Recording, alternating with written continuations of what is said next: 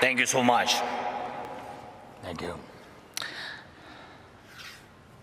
The people of the United Kingdom and their honorable representatives, all the people of England and Scotland, of Wales and Northern Ireland, of all the lands which have been home to brave souls since Europe came into existence.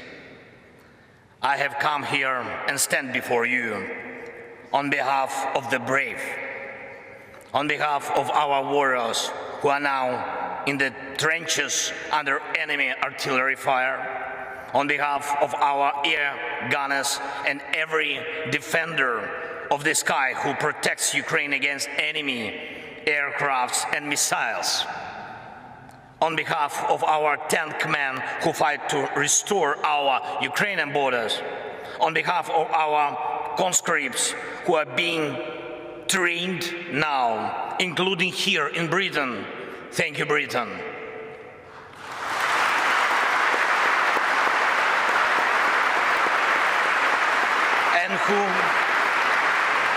And who will be then deployed to the front line,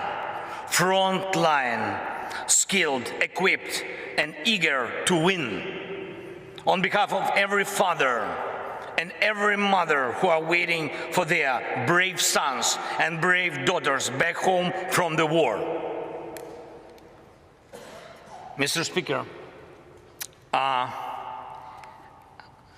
you may, I think, well remember, as roughly more than 2 years ago, we met with you here in Parliament. Great honor was for me. And I remember we enjoyed tea. We talked, of course, talked a lot about our people and about our countries, about the British and Ukrainian political traditions. Mr.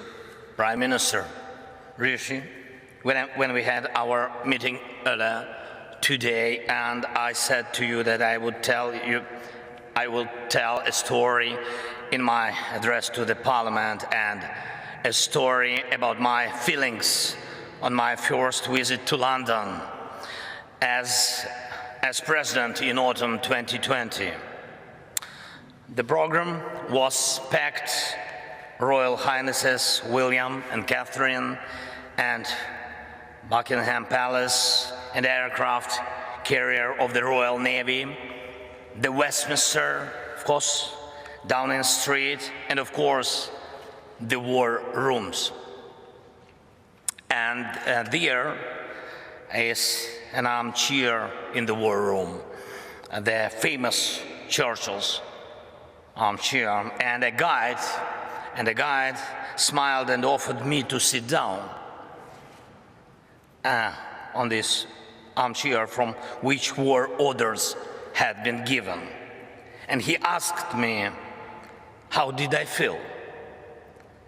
And I said that I certainly felt something. But it is only now that I know what the feeling was. And all Ukrainians know it perfectly well too. It is the feeling of how bravery takes you through the most unimaginable hardships to finally reward you with victory.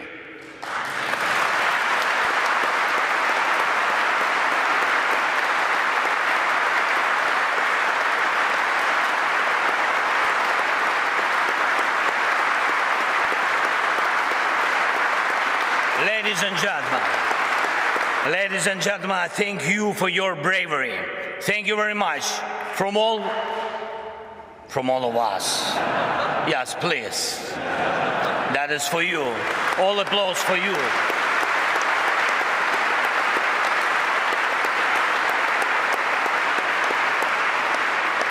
London has stood with Kyiv since day one.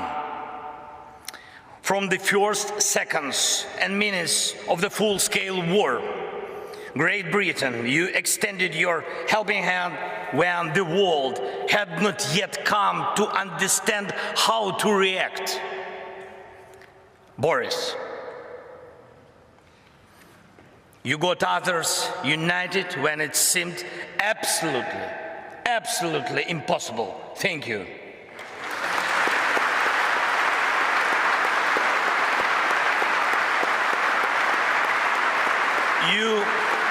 All of you all showed your grit and character back then, strong British character. You didn't compromise Ukraine, and hence you didn't compromise your ideals, and thus you didn't compromise the spirit of these great islands. Thank you very much.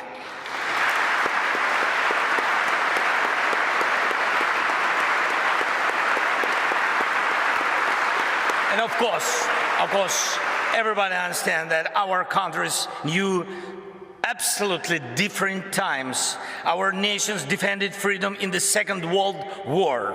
The Iron Curtain divided us.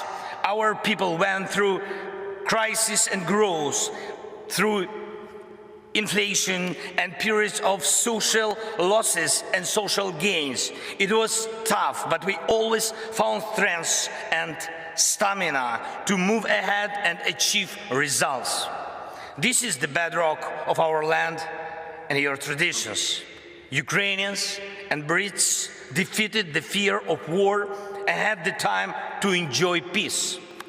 No matter what we encountered on different stages of our and your formidable history, and you and us and the whole mankind achieved similar result.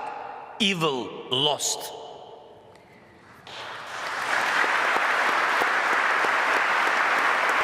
Evil lost. We will always come out on top of evil. This lies at the core of our, but also your traditions. However, the horizon never stays clear for a while. Once the old evil is defeated, the new one is attempting to rise its head. Do you have a feeling that the evil will crumble once again?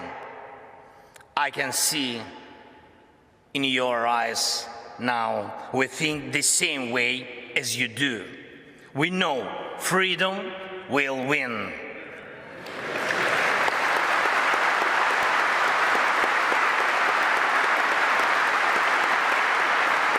We know Russia will lose. And we really know the victory will change the world. And this will be a change that the world has long needed.